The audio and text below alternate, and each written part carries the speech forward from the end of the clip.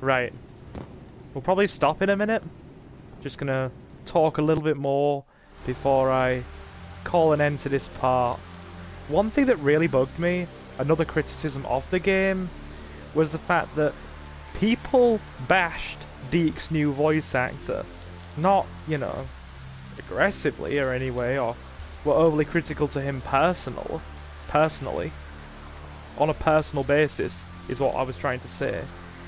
It's the fact that they said his accent resembled somebody trying to emulate a native Australian.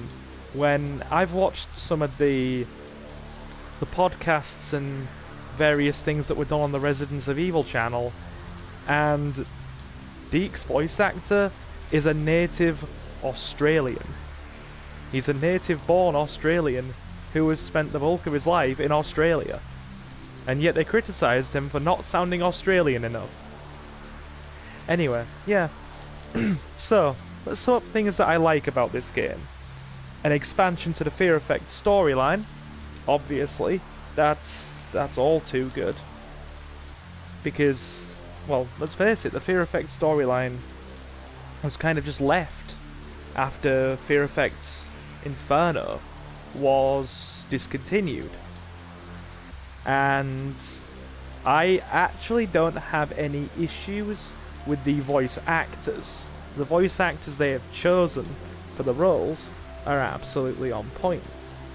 Hannah and Rain especially sound really, really accurate to the original voice actresses in the earlier two games. Criticisms, if I'm going to be honest and unbiased in every way, because, you know, you can love things about a game and also dislike them in equal measure. The new combat system was a bold idea, and I think it's interesting that they decided to go with it, but the execution was unfortunately not as tight as I would have liked. So I'd say that's more of a moderate viewpoint, or a, yeah, not an outright harsh criticism or a hard criticism, but just something to take note of. And, well, really, there's that. And less of a complaint, more of an observation, like I said earlier. The Sushee Games and Code are a French-based company who got the rights to make this game through the Square Enix Collective program. So they then crowdfunded it, and I for a time followed the game's development in the crowdfunding stages until it came out and obviously released.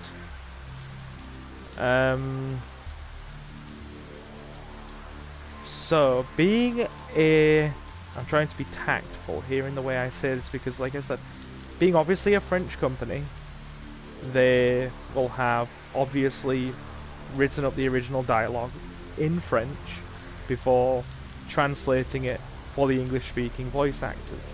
Now you can sometimes get the feeling when translation has taken place that the translation of words and the way they come across is very literal in terms of from French to direct English meaning without contextual understanding of certain elements of another language. And it comes across that way here. Like, I don't mind it, but you can see it. Now, I'm not a masterclass writer by any means. I'm not. I write as a hobby, and it's something that I would like to take seriously at some point in my life. But something they always say when it comes to the quality of writing is, you know, don't make things too literal. You know, give them a bit of unique, distinctive flair, and each character more of an appealing personality. Now that's one thing they've definitely done. They've given all the characters personality. Like, Rain, you can see a bit of the chemistry between Rain and Hannah here, just like in the first piece we played. Rain, you can see she's a bit insecure, and she is envious of other people looking at Hannah. you can see that. She always doted and was very, very affectionate towards Hannah. So they brought that forward very well in this game. Just like Hannah, because of her past as a mercenary and her rough upbringing as, well, essentially a Chinese urchin that was adopted, or a Chinese Parisian orphan that was adopted, then turned mercenary, who had also been involved with the Triad. She had a very difficult life, and doesn't like to be tied down to one place too long.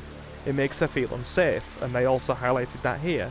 And Deke, well, Deke's in it for the money. Deke's always been in it for the money, and he doesn't discriminate.